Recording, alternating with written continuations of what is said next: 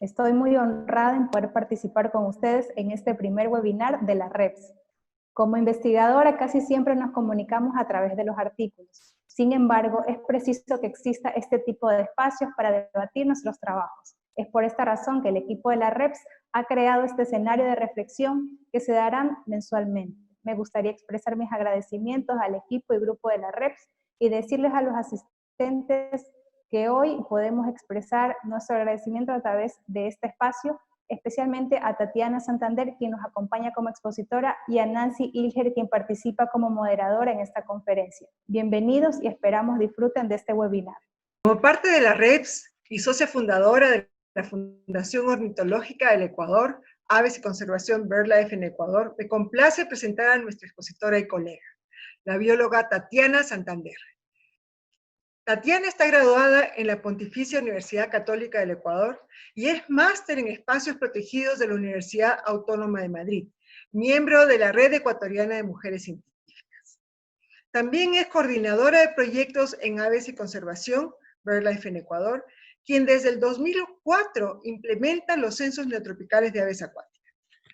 Tatiana cuenta con 20 años de experiencia en desarrollo de proyectos de conservación en Ecuador y de colaboración con otros investigadores, organizaciones gubernamentales, no gubernamentales y también con la academia. En la actualidad, Tatiana también colabora con la doctora Katherine Graham del Instituto de Investigación Federal Suizo, WSL, en un proyecto para desarrollar la ecología predictiva de las interacciones planta-animal a través del espacio y el tiempo. Este es un hermoso proyecto que se realiza en varios países de nuestro continente. También Tatiana es parte del equipo de evaluación de la lista roja de aves del Ecuador y del comité organizador de la REO, que es la Reunión Ecuatoriana de Ornitología. Ustedes saben que se realiza cada 2 años. Como objetivo de este evento, tenemos compartir con la comunidad de investigadores las metodologías de los censos nacionales de aves acuáticas, así como reforzar el conocimiento de los participantes del taller virtual Introducción a la Ornitología y Observación de las Aves del Bosque Seco y del Manglar, que hemos estado impartiendo con la REPS a través de todo este mes, para que tengamos una mayor comprensión de todas las metodologías que se utilizan y también pues para que podamos aprovechar esto en nuestros conocimientos de conservación de las aves y de la fauna silvestre de nuestro país. Tatiana, bienvenida. Antes me olvidaba. Quiero decirles que las intervenciones las vamos a hacer al final, ¿sí? A través de Facebook, pueden poner sus preguntas. Y luego del evento, pues, vamos a tener también una pequeña encuesta de percepción del evento en Facebook. Gracias, Tatiana. Ahora sí, bienvenida. Muchísimas gracias por acompañarnos en la REPS. Es todo un honor para mí realmente tenerte aquí con nosotros. Gracias. Nancy, muchísimas gracias. Un gusto saludarte. Compartir este espacio contigo, pues muchísimas gracias a Andrea y a todos los miembros de la Red de Bosques Secos por esta invitación. Al mismo tiempo me gustaría felicitarles por la iniciativa que han tenido, pues de organizar ese taller que han tenido de identificación de aves de bosque seco y de manglar. Estoy segura que fue todo un éxito, pues al tener a Nancy y pues a Joel como los instructores, seguramente toda su experiencia valió mucho la pena. Y por otro lado, pues conociendo el nivel académico del SPOL, pues sin duda el taller estuvo excelente, ¿no? Entonces es muy grato para mí este momento, pues poder compartir con ustedes lo que ha sido el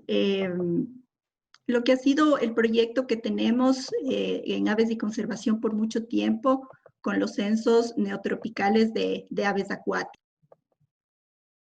¿Me confirman? Bueno, creo que sí pueden ver mi presentación.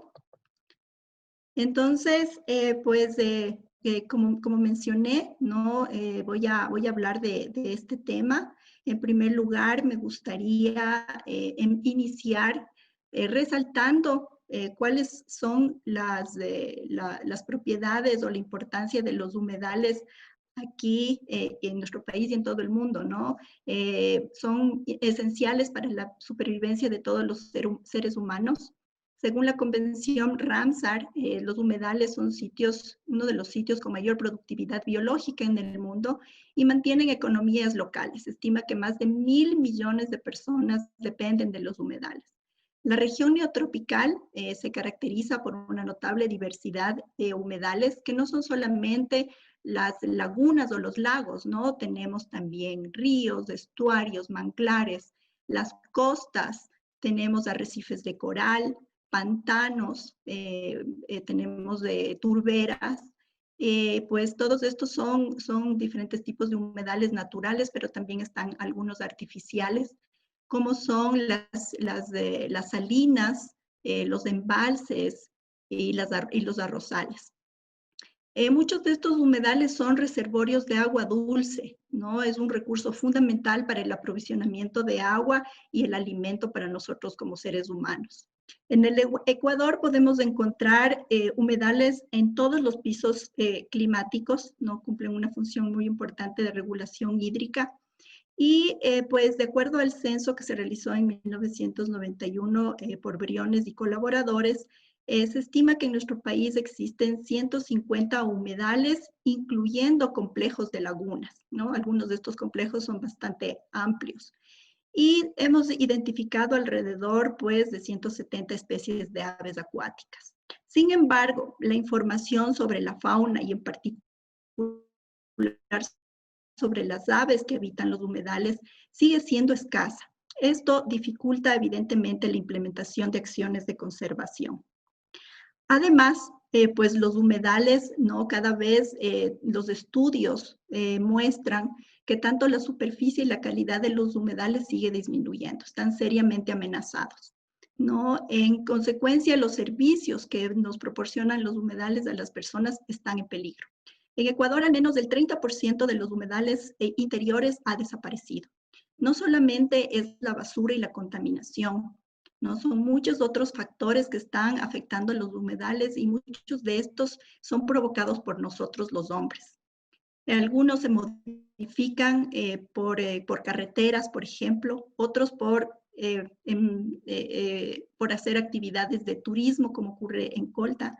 Y pues al final voy a hablar un poquito sobre este caso pues, que tenemos en la actualidad en el Parque Nacional Cajas, donde una pequeña laguna está siendo afectada por una construcción para establecer un centro para los bomberos. Es así que, pues, de alguna manera establecer o generar información acerca de las aves, ha nacido o se inició con el Censo Neotropical de Aves Acuáticas. Este es un programa de monitoreo a largo plazo que se basa en conteos de aves que se encuentran en los humedales. Se realiza 2 veces al año en diferentes países de América del Sur y también de otros continentes. Es justamente Wetlands International, la organización que inicia los censos en la región neotropical en 1990.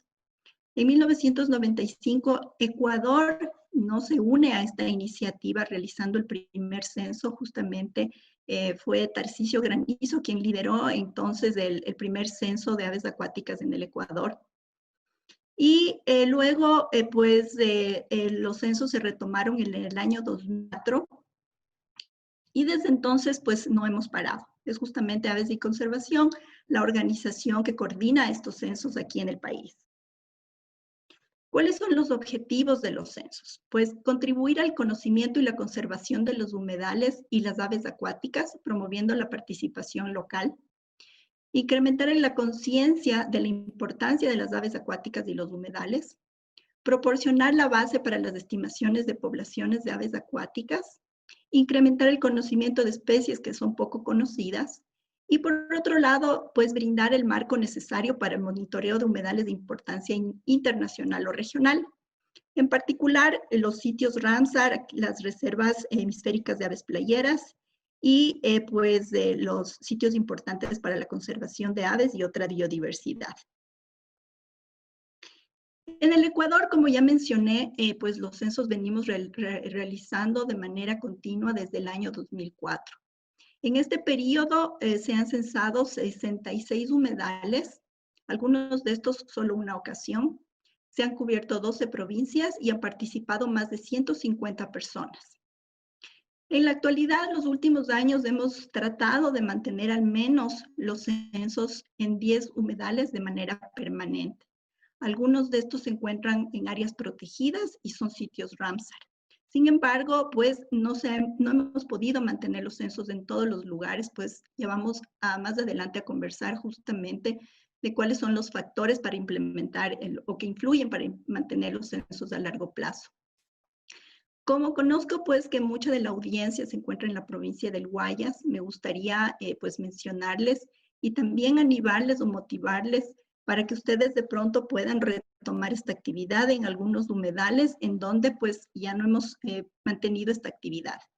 Estos son la Reserva Ecológica Manglares Churute, ¿no? Aquí se realizaban los censos tanto en la parte de Manglar como también en la Laguna del Canclón. El Área Nacional de Recreación Parque Largo, la Isla Santay y Puerto Hondo.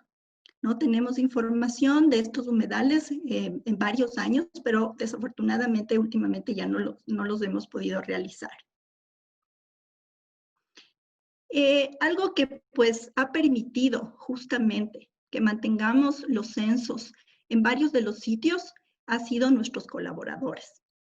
Tengo que destacar aquí a dos personas muy importantes, Karen Terán y también Luis Madrid, quienes han estado con nosotros desde el inicio de los censos en el 2004 y todavía nos acompañan.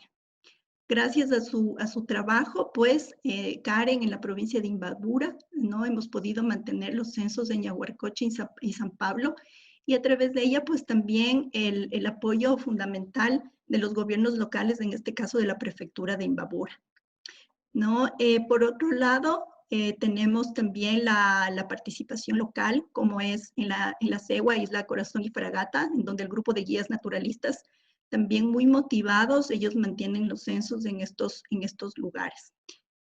No puedo dejar de mencionar la empresa privada como Ecuasal, quienes han sido nuestros aliados también durante todo este tiempo, y gracias a ellos no solamente pues ha sido posible realizar los censos, sino también expandirnos y ahora mantener un programa continuo en la península de Santa Elena, en este caso también con el apoyo de la academia, con la UPCE. También los guardaparques y las áreas protegidas, pues a través del Ministerio del Ambiente han sido un gran apoyo en algunos de los lugares. Y pues también grupos de observadores de aves, como es el Grupo de Observadores de Aves del Norte, pues también desde su creación, pues ellos han apoyado los censos, sobre todo en las provincias de Imbabura y de Carchi.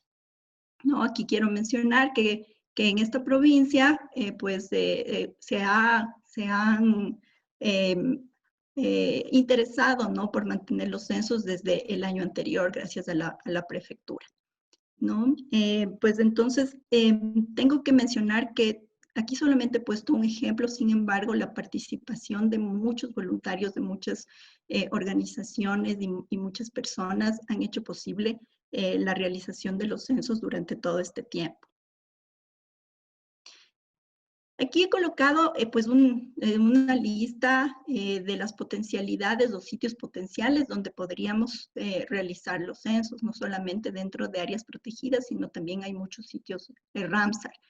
En algunos de estos hemos realizado los censos en el pasado, pero tampoco se han podido mantener. Entonces les animamos a las personas que estén interesados o vivan cerca de un humedal, pues que se contacten con nosotros y para poder empezar con esta actividad, que ya van a conocer un poco más cómo se la realiza. Los censos pues se llevan a cabo principalmente con voluntarios en cada país. En su mayoría son observadores de aves o aficionados que censan en coordinación con las organizaciones pues que están hechas a cargo de los censos en cada país. Estos conteos se basan en sitios, ¿no? Y se los realiza de la misma manera cada año. Los censos de aves acuáticas pues se coordinan en todos los países para realizarse en 2 veces al año, en los meses de febrero y de julio. Y la metodología que se aplica en cada humedal va a variar dependiendo de las características de cada humedal. ¿Y cómo vamos a contar aves acuáticas? ¿No? Pues básicamente cualquier persona, ¿no?, que tenga un conocimiento básico de la identificación de aves puede participar en esta actividad. Muchas de las aves acuáticas son grandes, son llamativas, son fáciles de identificar, entonces eso es una ventaja para que cualquier persona pueda participar. Inclusive hemos tenido personas que sin ningún conocimiento nos han acompañado durante los censos.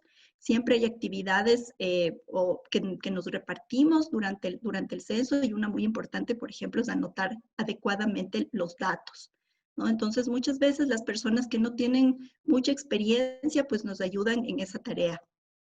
El equipo que necesitamos es muy básico. Bueno, necesitamos siempre los binoculares, ¿no?, con las medidas que indico aquí.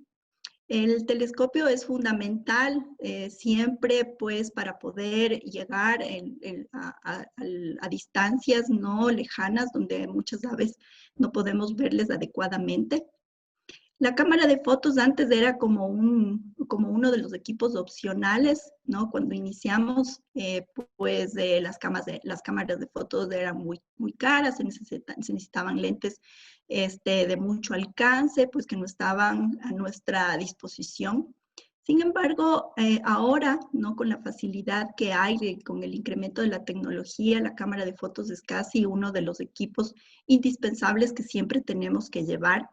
Pues nos ayudan, aparte de hacer un registro de la foto, de las especies, nos ayudan luego a hacer una identificación adecuada, ¿no? Sí, sobre todo en el momento en el que estuvimos observando al ave, no pudimos realmente ver las características para poder hacer una buena identificación en el campo.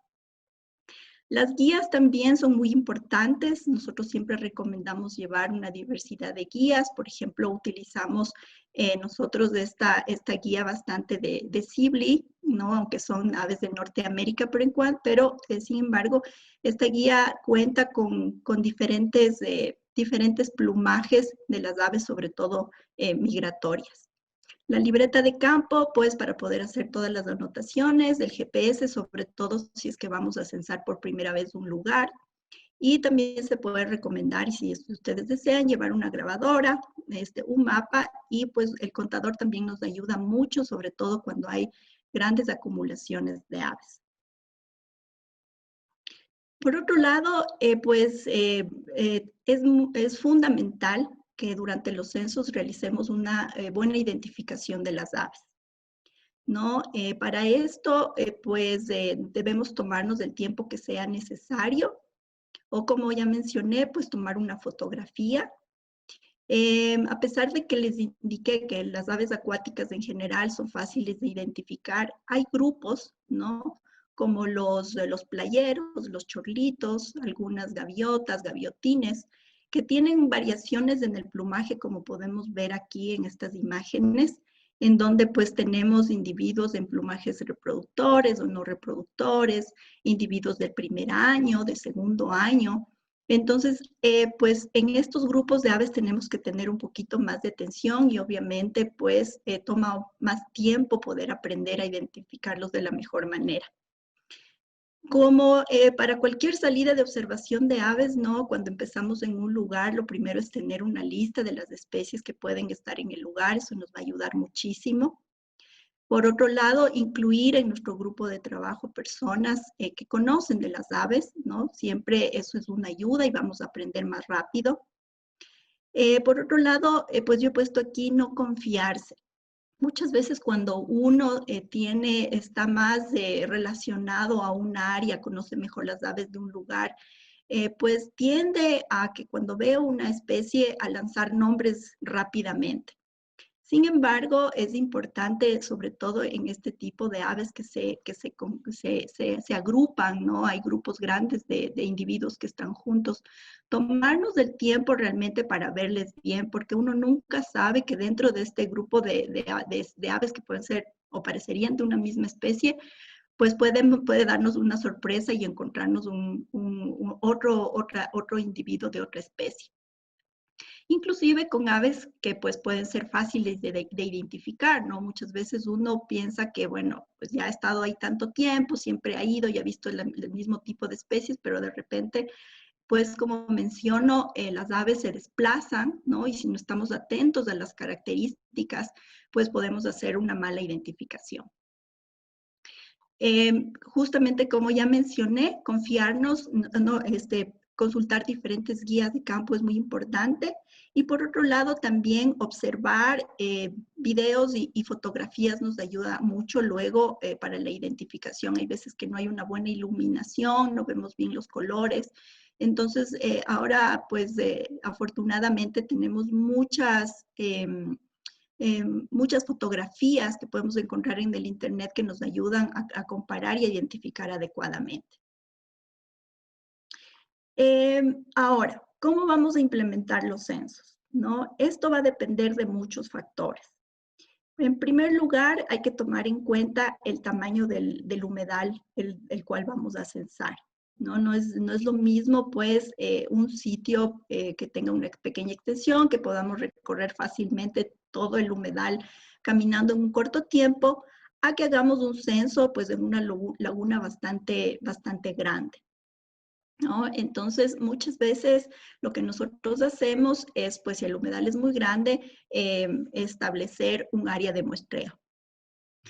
También hay que considerar que, bueno, pueden haber áreas con una diversidad muy amplia de especies y una gran cantidad de especies. Entonces, de igual manera, no nos va a tomar el mismo tiempo muestrar un lugar que tenga poquitas especies, 2 o 3 especies, que a veces eso encontramos en algunas lagunas altoandinas, ¿no? Con pocos individuos, que, por ejemplo, mostrar un humedal en las partes bajas o en época de migración. Por otro lado, la accesibilidad a la orilla es otro factor para evaluar. Aquí en la fotografía podemos ver, esta es la laguna de Yambo, ¿no? Pues no tenemos la facilidad de recorrer la laguna por toda la orilla, entonces tenemos senderos que están en la parte más alta, pero siempre es importante encontrar un lugar asequible, porque si no, pues se nos va a dificultar hacer el censo. Tenemos que buscar igualmente sitios con buena visibilidad, si es que no nos podemos acercar. Hay que considerar el tiempo que tenemos para hacer los censos, la accesibilidad, es decir, no es igual que si yo puedo llegar, por ejemplo, a Yaguarcocha, ¿no? Con mucha facilidad en un vehículo, a que tengamos que desplazarnos 2 o 3 horas o tal vez en caballo para llegar a un lugar. Eso al final va a influir en el tiempo que nosotros disponemos y sobre todo, pues, cuántas veces podemos repetir estos censos a lo largo del tiempo. Hay que considerar también el número de personas para, pues, hacer un censo. Nosotros recomendamos al menos 3 personas, una que pueda ayudarnos a anotar y otras 2 que puedan estar, pues, dedicadas al conteo y la identificación de las aves. Hay que considerar nuestros equipos que tenemos, ¿no? Lo básico es tener por lo menos binoculares. Y los recursos, esto es fundamental, esto es lo que más limita y realmente lo que nos ha limitado para no poder mantener todos los sitios a lo largo del tiempo. Los recursos económicos siempre, pues de alguna manera son los que nos limitan. Sin embargo, pues hemos podido mantener estos censos, como mencioné, con mucha gente voluntaria, pues, y cubriendo gastos cada uno, ¿no? Una cosa que es fundamental es que una vez que establecemos el lugar que vamos a censar, debemos mantenerlo, el censo de la misma manera durante cada visita. Y sobre todo recordar que la intención es realizar los censos a largo plazo, ¿no? Muchas veces nos emocionamos mucho, decimos por qué solamente 2 veces, es mejor realizarlas más, por más tiempo, pero luego pues ya se complica, ¿no? De ser posible, pues se recomienda hacer el censo en todo el humedal, pero bueno, por nuestra experiencia y como les he comentado, en la mayoría de nuestros sitios no lo realizamos de esa manera, sino hacemos un muestreo. Cuando no se realiza el censo en todo el humedal, se recomienda siempre, pues, de alguna manera marcar la ruta en un mapa, con el GPS, pues establecer el punto de inicio, el punto de fin, para poder mantener o asegurar la consistencia de la cobertura cada año. Muchos de ustedes conocen la herramienta de eBird, pues ahora es muy común, ¿no?, que todos nuestros registros también subamos a eBird. En la charla que tuvimos hace poco tiempo con Viviana del laboratorio de Cornell, ella nos indicaba que, por ejemplo, para censos de aves de bosque, es recomendable que cada vez que cambiemos de hábitat, cambiemos o iniciemos una nueva lista. Pues esto también se puede aplicar igual para los censos de aves acuáticas, si es que solamente van a hacer ustedes una visita, no necesariamente un monitoreo. Pueden pues igual ir haciendo listas dependiendo de los hábitats, ¿no? Si es que están en un área de manglar o luego de un área fangosa. Por ejemplo, poder hacer los conteos dependiendo del tipo de hábitat que se tiene. Y pues como estos censos no siempre puede ir las mismas personas todo el tiempo, es importante de que obviamente, como mencioné, se establezca la ruta en un mapa, se la marque y si es que va a ir una persona nueva, revise este mapa o esta ruta con anticipación. Por otro lado, pues ahora vamos a hablar un poquito acerca de las técnicas de conteo. Pues los más comunes, las técnicas más comunes y más simples son las que se realizan en tierra, caminando, aunque se puede utilizar también bicicleta y vehículos. Nosotros, por ejemplo, en la laguna de Colta ya tenemos sitios específicos alrededor de la laguna en donde nosotros recorremos con el vehículo, nos paramos, ¿no? Hacemos el conteo y luego continuamos. Una manera también que nosotros establecemos para contar es que si estamos varias personas, nos dividimos las especies, ¿no? Esto en función de que, por ejemplo, una persona tenga más experiencia, va a contar las especies con mayor dificultad de identificación y pues las especies que sean más fáciles de identificar pueden contar otras personas. Esto es muy importante, siempre mantener la comunicación cuando realizamos el censo, pues nosotros seguimos una ruta, ¿no? Y cuando estamos caminando, lo que hacemos es tener un sitio, pararnos en un sitio con muy buena visibilidad. Y así nosotros, por ejemplo, entre todos nos ponemos de acuerdo y decimos, bueno, hasta pues de alguna señal geográfica, decimos, vamos a contar hasta ese punto todos. Una vez que hemos contado, pues comenzamos a caminar hasta el lugar donde contamos y otra vez establecemos otra área de conteo. Se recomienda no pues contar en condiciones climáticas extremas, aunque muchas veces los conteos los realizamos en climas extremos, ¿no? Con mucho frío, pues en las lagunas altoandinas o con mucho calor, pero en general si es que está haciendo muchísimo viento y está lloviendo, no se recomienda contar, porque obviamente esto genera movimiento en el agua y no vamos a tener una muy buena visibilidad. Por otro lado, pues es más fácil contar las aves en sus áreas de alimentación en tierra o en el agua, porque obviamente van a estar más agrupadas. Si el sitio que visitamos, por ejemplo, no contamos o no encontramos ningún ave, es importante también registrar ese dato. Y aquí en esta imagen que ustedes pueden ver, ¿no es cierto? Pues muchas veces nos vamos a encontrar con grandes grupos de aves. Eso es nuestro dolor de cabeza, ¿no? ¿Cómo contar esa cantidad de aves? Pues lo que se hace normalmente es hacer una estimación, como ustedes pueden ver, más o menos establecer áreas en donde pues estimamos un número de aves, ¿no? Y luego extrapolar esto todo a toda la bandada. Suena muy fácil, pero en realidad es muy difícil y realmente lleva mucha práctica. Hay personas que son muy buenas para eso. He escuchado que estas personas inclusive practican, ¿no? En la casa haciendo estimaciones con granos. Y como les menciono, pues para nosotros es complicado porque, bueno, estos censos no los realizamos todo el tiempo, ¿no? Hacemos 2 veces al año, como mencioné. Y pues lo que nos ha ayudado en muchas ocasiones, cuando las aves no están volando, es más fácil, o si no, pues tomar fotografías. Luego eso nos permite analizar ya en la computadora con más calma y poder establecer un número más cercano. Otros métodos de conteo pues que tenemos son en botes, ¿no? En bote, por ejemplo, pues hay ventajas y desventajas. La ventaja es que se puede recorrer una mayor área en corto tiempo, pero la desventaja es obviamente que es más caro, ¿no?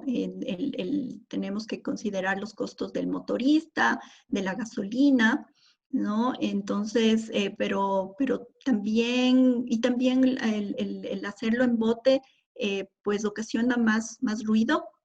Entonces, las aves cuando se está pasando, pues van a volar, ¿no? Entonces es muy importante que cuando estemos en bote lo hagamos despacio y estemos muy atentos a las aves que salen asustadas, ¿no es cierto? Y tener la precaución de ver a dónde van esas aves, ¿no? Si es que se van hacia adelante, pues nosotros ya no las debemos contar nuevamente, porque si no vamos a tener una sobreestimación de la población.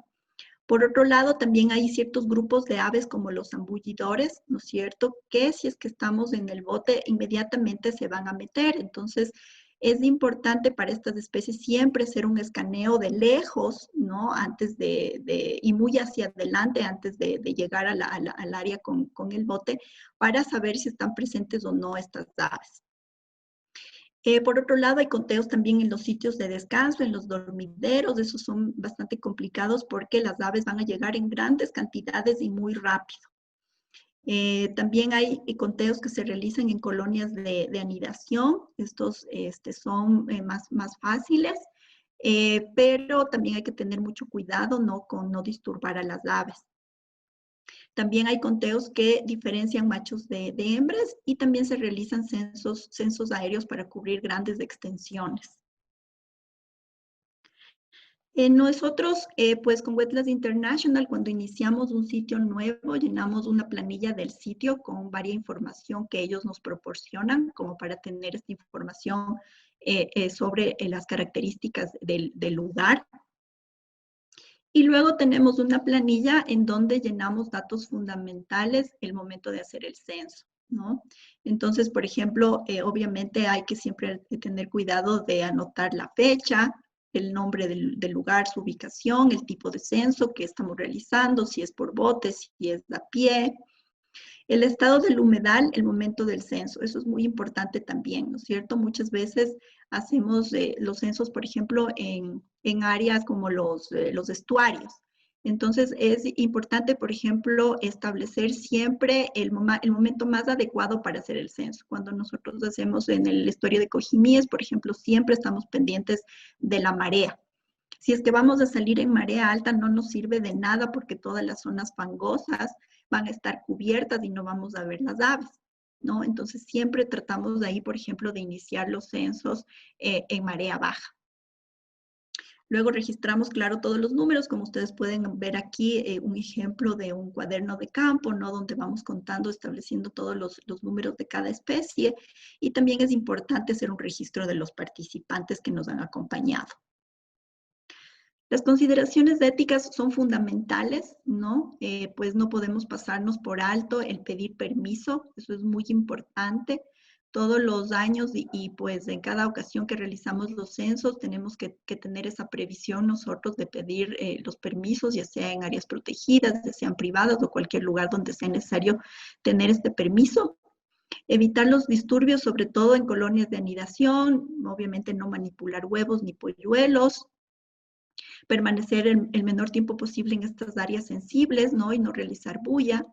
Si es que estamos recorriendo un lugar y tomamos algún refrigerio, pues recoger y llevar toda la basura, pero asimismo no sacar nada ni cortar ninguna vegetación. Cuando estamos en el bote, muchas veces las personas que nos acompañan en los botes no están capacitadas, entonces es importante ellos dirigirles. Aquí me gustaría comentarles una anécdota que nosotros tuvimos cuando realizábamos los primeros censos en la laguna de San Pablo. Justamente la persona encargada de los botes, pues la primera ocasión que nosotros le dijimos, pues que nos lleve a hacer el recorrido de que queríamos contar las aves, ¿no? Entonces el señor estaba acostumbrado obviamente a recibir turistas y entre más rápido obviamente hacía el recorrido para el mejor. Entonces, claro, el primer censo nuestro fue, pero así tan rápido, ¿no? Y nosotros le decíamos que pare, que pare, que pare, y el señor no nos entendía, ¿no? Entonces esto era muy gracioso, pero realmente luego establecimos una relación con esta persona que ha durado hasta el momento. y él más bien ahora en las últimas ocasiones sabe perfectamente cuáles son los sitios donde debemos parar, bajar la velocidad, él nos espera e inclusive pues él nos ha indicado pues si él ya se da cuenta, ¿no? Cuáles especies son las comunes y es que si ve algo raro pues él ya nos avisa. Entonces esto también es muy enriquecedor. Ahora pues podemos pasar a la información que nos dan los censos. La primera pues información, la más básica, ¿no? De un conteo es obtener una lista de especies. Si ya realizamos estos conteos en varias ocasiones, podemos pues ya no solamente tener una lista de especies, pero sí también saber cuáles son las comunes y las raras. Aquí, por ejemplo, tengo un ejemplo de una lista que elaboró pues la prefectura de Imbabura, ¿no es cierto?, en base a los censos que se realizaban en San Pablo y Yaguarcocha. Entonces aquí se tiene una lista completa de las aves de estos humedales y los colores, por ejemplo, indican no si son aves comunes, si son aves que son vagrantes o que se han visto en pocas ocasiones, cuáles son residentes, cuáles son migratorias. Pues estas observaciones también nos han permitido hacer estas publicaciones, ¿no? Como el que vemos aquí, registros inusuales de aves costeras en lagunas altoandinas. No siempre los humedales nos han dado sorpresas durante todo este tiempo que hemos realizado los censos, y aquí ustedes pueden ver justamente estas especies que son típicas más bien de humedales costeros, pero los hemos encontrado en las partes altas. Por otro lado, si es que nosotros contamos a las aves de una manera consistente a lo largo del tiempo, esto ya se convierte en un monitoreo. Y con un monitoreo nosotros podemos evaluar las tendencias poblacionales, ya sea de una especie o de varias especies.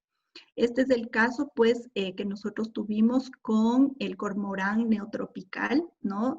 En donde, pues, cuando nosotros iniciamos los censos hace 15 años, esta especie era poco común e inclusive no la veíamos, pero a lo largo del tiempo y de los censos vimos cómo la población comenzó a incrementar. Entonces, aquí ustedes pueden ver en este gráfico con puntos negros son los conteos de febrero y estos en blanco son los conteos en julio, ¿no? Entonces, ven cómo la tasa de crecimiento anual se incrementó considerablemente. Y de igual manera nosotros pudimos ver, ¿no?, que este cambio poblacional estaba relacionado también a los diferentes meses, ¿no?, siendo mayor en el mes de febrero que en el mes de julio, lo cual se evidencia mucho mejor en este gráfico, en donde pues gracias a un proyecto de tesis que se realizó en base a los censos de aves acuáticas, se hicieron censos mensuales en estas lagunas, y aquí pues tenemos los datos justamente del cormorán en Yaguarcocha. Entonces ustedes pueden ver que hay épocas en el año inclusive que desaparece y otras es más abundante, ¿no? Esto nos indica que esta especie, por ejemplo, realiza movimientos estacionales, ¿no?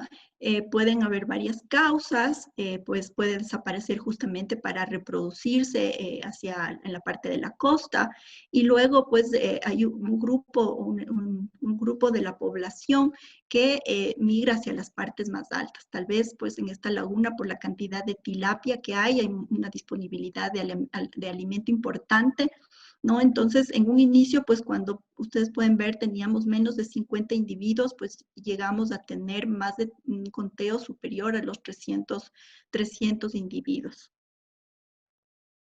Otro ejemplo es el que tuvimos también con el zambullidor plateado. Esto es una especie en peligro aquí en el Ecuador, ¿no? Pues como les comentaba, los censos se hacen en diferentes humedales. Nosotros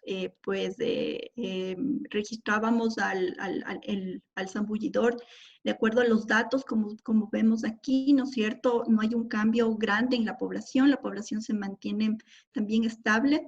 Sin embargo, en Colta fue interesante, de la misma manera que en el cormorán, ¿no es cierto? Vimos un incremento poblacional también, pues desde el inicio que empezamos los censos con muy pocos individuos, y luego ustedes también pueden ver cómo se incrementó la población.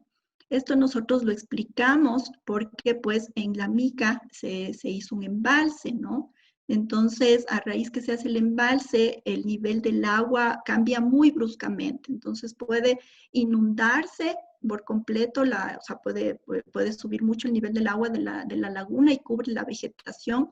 La vegetación es muy importante para que el zambullidor pueda hacer los nidos, ¿no? Y asimismo, pues, si es que se abren las puertas del embalse, el agua pues, baja completamente, y en esos casos, si es que las aves estaban anidando, pues los nidos también colapsan y se pierden.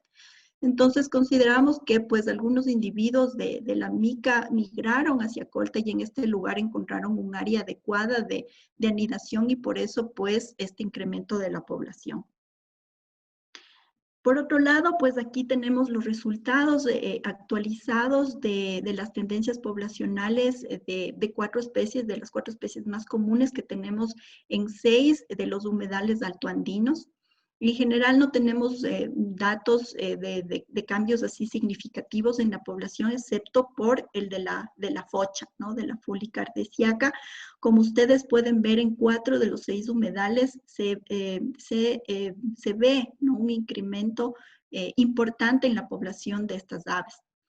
En un artículo que se está preparando, bueno, no están preparando, ya está en revisión y va pronto a ser publicado, hemos analizado pues a qué se pueden deber estos cambios de las poblaciones, y para adelantarles un poquito, pues parece ser que está muy vinculado a los diferentes grados de eutrofización de las lagunas, ¿no? Este grado de la eutrofización puede estar promoviendo la multiplicación de cierta vegetación acuática que favorezca más a algunas especies herbívoras, ¿no? Sin embargo, no siempre este incremento de la población puede ser positivo.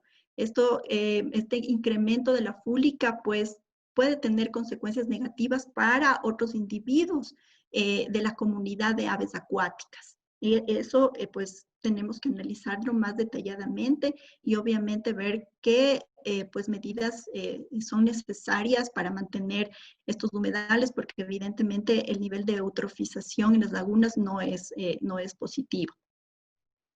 También tenemos información acerca de nuevos registros, ¿no? Cuando iniciamos los censos, por ejemplo, en el libro de Richley Greenfield, se mencionaba la presencia del ostrero únicamente en las provincias de Guayas y Manabí. No teníamos registros más hacia el norte, ¿no? Entonces nosotros al inicio pues registramos al ostrero americano en la provincia de Esmeraldas y también con un polluelo, ¿no?, reproduciéndose. De igual manera, pues en uno de las lagunas cerca de Pedernales hicimos el registro por primera vez de anas americana, del ana de americano. Olaf Jan registró también este pelícano en Yaguarcocha, que permaneció por bastante tiempo. Tenemos los datos también de los registros del porrón menor en San Pablo y en Yambo, que constituyeron los primeros registros después de 90 años. Y de igual manera, pues en San Pablo, el registro de esta nueva especie de lana de rabudo para el Ecuador, ¿no? Y como yo les decía, muchas veces no nos confiemos porque vemos aquí un grupo de patos y decimos, bueno, pues simplemente son, no sé, Anas georgica o Anas andium y hay, no sé, 300 individuos. Pero gracias a la agudeza y a la observación de las personas que estuvieron en ese momento, pues pudieron detectar, si ustedes ven, es el único individuo dentro de este grupo de patos. Y pues para ya ir terminando,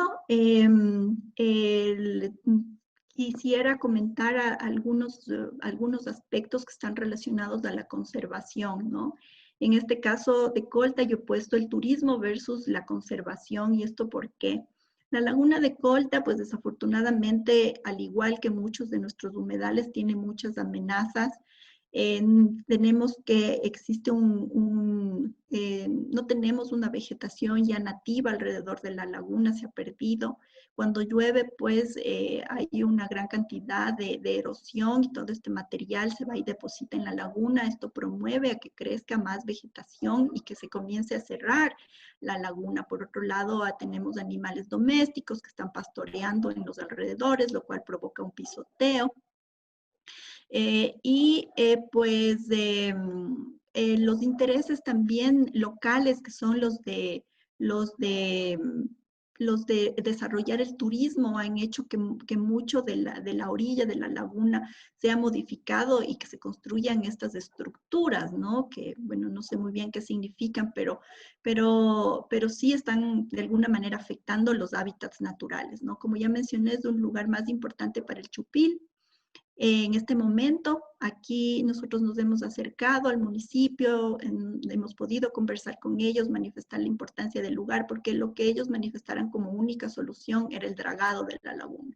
El dragado y sacar la vegetación. Sin embargo, estas aves, o muchas de las que están ahorita en Colta, que es uno de los sitios con mayor cantidad de aves acuáticas, de acuerdo a nuestros censos, no dependen o utilizan mucho estas áreas, tanto para anidar como para descansar. Entonces, algunas de las sugerencias han sido acogidas, pero sin embargo, el hecho de haber la vegetación, el hecho de existir vegetación, ¿no es cierto?, nos han sabido manifestar que no es adecuado porque no se ve la belleza de la laguna y obviamente tienen esa intención de sacar gran parte de la totora. Por otro lado, hay muchas poblaciones pues alrededor de la laguna y cada una de ellos quiere tener su propio muelle, ¿no?, como para que los turistas vayan. Entonces hay que evaluar justamente estas acciones. Y la otra es, pues, tenemos este caso que, aunque nos alejamos un poquito de las aves acuáticas, es un humedal, es la laguna de Lincocha, que está dentro de un parque nacional. Esto también es un sitio Ramsar y aparte es un lugar de importancia internacional para la conservación de las aves, debido a que se encuentran especies amenazadas como Metalura varoni, que está en peligro crítico, en peligro de extinción a nivel mundial, y pues es endémica de este sitio. También se encuentra Cenodactys parina, que es otra especie en peligro a nivel nacional. Y al igual que pues nosotros con nuestros datos de censos por mucho tiempo, en este lugar también la Universidad de La Suaya ha mantenido estudios durante 12 años sobre la importancia de este humedal. Y lastimosamente, pues, se ha iniciado esta construcción de una estación de bomberos, ¿no? Que, como ustedes ven, está afectando directamente, pues, a la vegetación, donde se encuentran estas poblaciones de aves amenazadas y muy cerca también de la laguna. Entonces, creo que uno de los retos más importantes que tenemos en la actualidad es llegar a un equilibrio entre los impactos ambientales y las necesidades humanas o económicas que tenemos. Es importante que los tomadores de decisiones también consideren todas estas investigaciones de los científicos y podamos llegar, como digo, a un equilibrio para mantener nuestra naturaleza, ¿no? La biodiversidad que tenemos y las funciones que cumplen los humedales. Para esto, pues, tenemos algunas acciones y vemos que es muy importante todo lo que es la capacitación y la sensibilización. Hemos realizado varios talleres en donde, pues, enseñamos justamente o establecer estos monitoreos participativos enfocado en diferentes públicos. En este caso vemos personas de guardaparques, ¿no? Y también, pues en la actualidad estamos iniciando un proceso de capacitación gracias a los humedales para el futuro de Ramsar. Se han desarrollado algunos materiales que nos permiten justamente identificación de los lugares. Aquí tenemos esta información de Imbabura, en donde pues nos promueven sí a realizar un turismo más responsable. Y para terminar, porque creo que ya me están hablando, ya me pasé del tiempo, no estoy segura. Pues bueno, las conclusiones acerca de los censos de aves acuáticas es pues estos censos han probado mejorar las fuentes de información que apoyan la toma de decisiones, apoyan la capacitación en la observación, identificación y monitoreo de aves acuáticas, promueven la participación ciudadana, que esto es muy importante, ya que pues a través de su participación se pueden dar cuenta las personas locales que no todo lo que está en las lagunas son patos. También apreciar que estos lugares muchos tienen especies de aves amenazadas, y que son muy importantes también para nuestra supervivencia como seres humanos. Los censos también nos han permitido hacer alianzas con gobiernos locales, organizaciones de base y empresas privadas. Sirven como una información para elaborar planes de manejo y ordenamiento de territorial, creación de áreas protegidas municipales y obtención de información de avifauna del país, desde los estados de humedales. Algunas tesis se han basado en los datos que nosotros hemos levantado durante este tiempo. También se contribuye en la información basada en la ciencia ciudadana, la generación de mapas de distribución y migración a nivel regional a través de diversas plataformas como eBird. Y también apoya la labor del Ministerio del Ambiente y los informes que se debe presentar como parte de convenios internacionales como el de Ramsar y el de CMS. Pues aquí una lista pues de muchas de las personas que han participado en los censos, de quien expreso y extiendo mis agradecimientos, pues sin ellos no hubiera sido posible mantener estos censos durante más de 15 años. Y pues muchas gracias a todos ustedes también por su atención.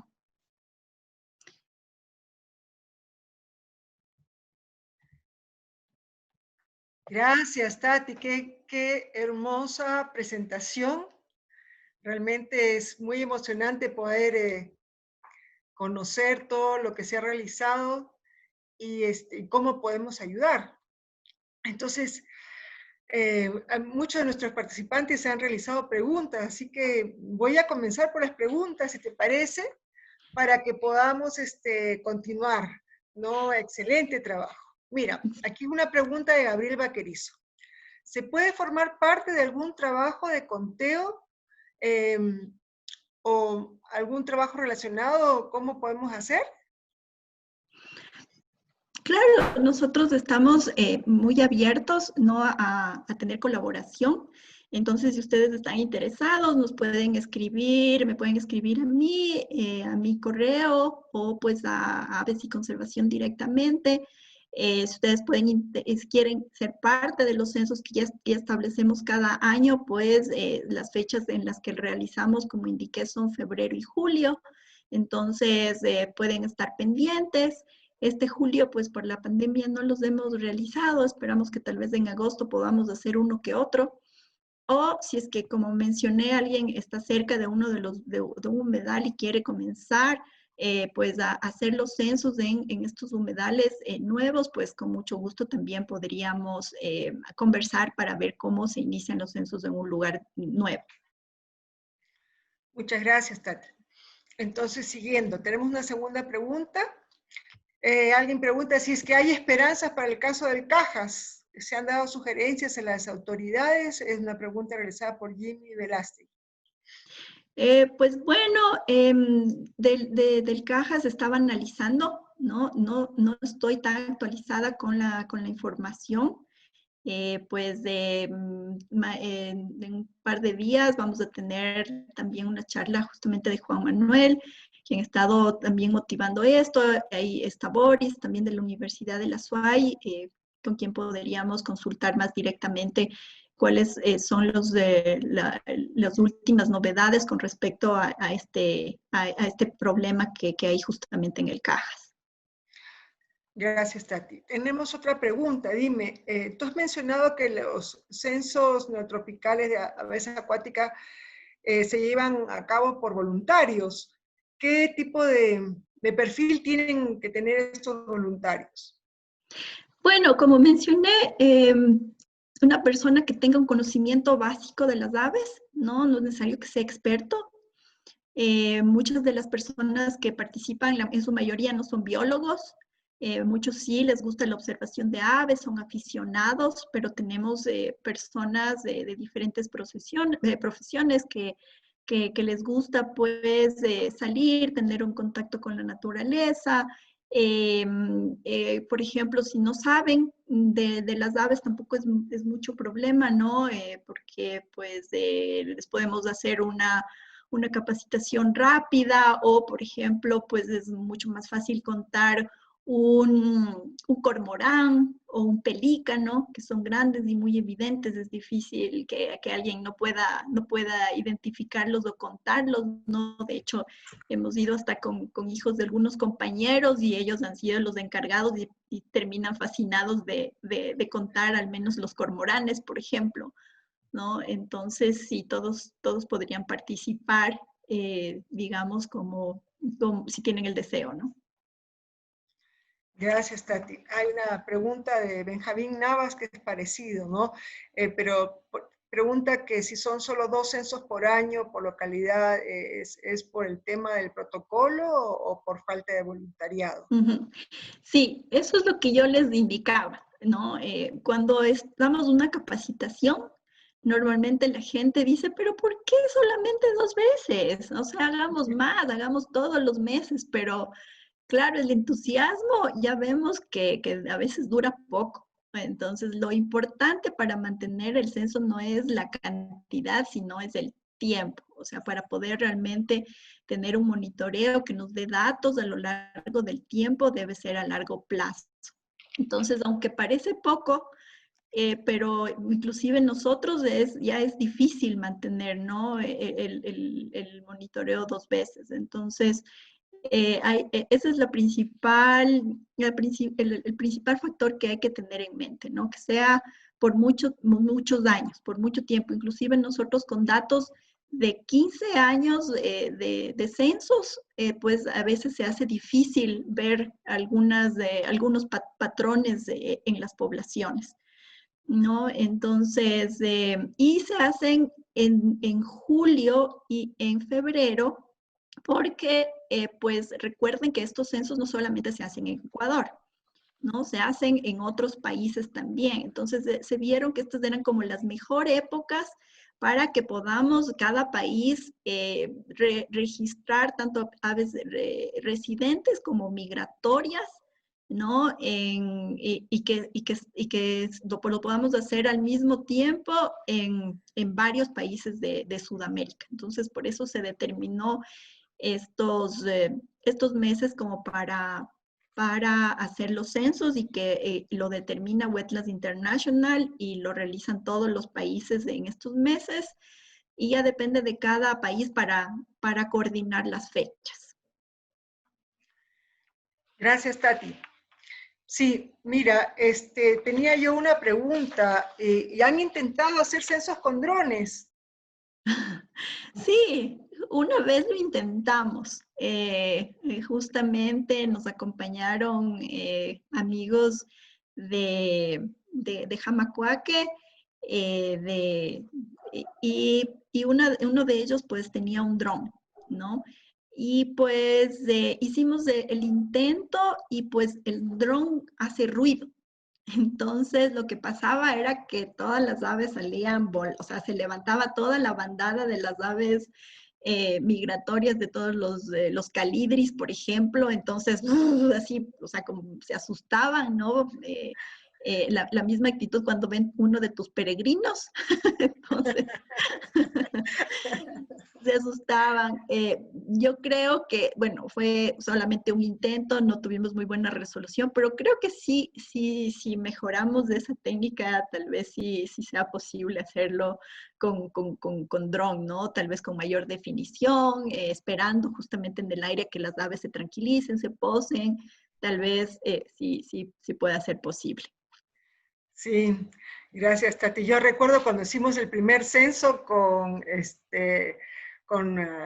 Morrison y Ross del Canadian Wildlife Service en el año 83, íbamos con Félix Mañín en la avioneta y se pudo hacer el sobrevuelo y pasamos tan cerca de las playas que se iban levantando todas las aves.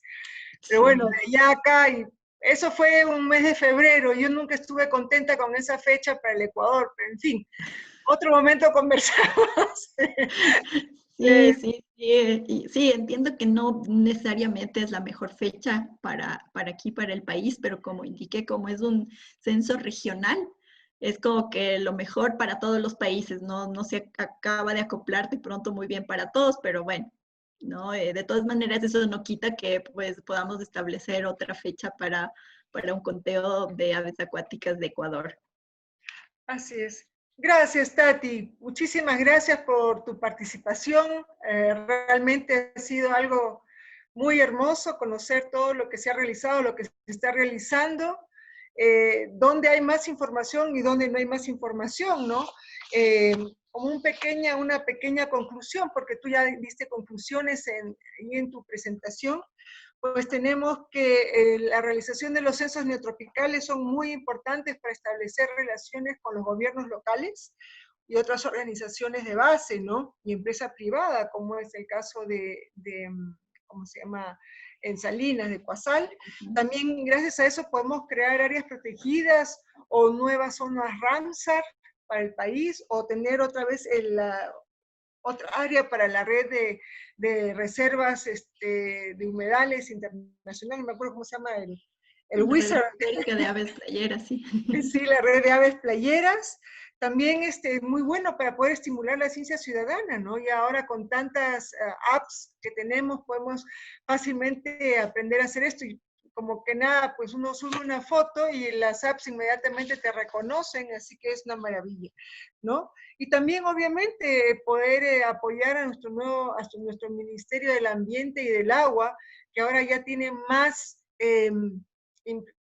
más implicaciones, ¿no? En el tema del agua, también de cuidar el agua, no solamente para beberla, sino por la biodiversidad que esta contiene. Me encantaría seguir conversando, realmente tenemos que tener una fase 2, ¿no? Porque hay tanto que hablar y poder compartir con todos nuestros colegas, las personas que recién están comenzando, que son amantes de las aves, que cada día realmente son más, ¿no? Muchísimas gracias para ti, muchísimas gracias para Aves y Conservación, BirdLife en Ecuador, por todo el esfuerzo que están realizando, al igual pues que a todos los voluntarios que ahí pusiste en la lista, que son numerosos, ¿no? Ahora, en este momento voy a tener que dar algunos mensajes, que son los siguientes. Vamos a tener que, por favor, les vamos a pedir a toda nuestra audiencia que nos ayuden con la encuesta de percepción que está ahí en el Facebook, ¿no? Para ver si les ha gustado, no les ha gustado, pero que les haya gustado, obviamente, y nos hagan la encuesta. Y también después, a las personas que son del curso virtual, que vamos a seguir pues con la evaluación académica en la página Zoom que tenemos. Gracias, Tati, nuevamente, y muchísimas gracias. A ustedes, muchas gracias. Nos vemos. Nos vemos.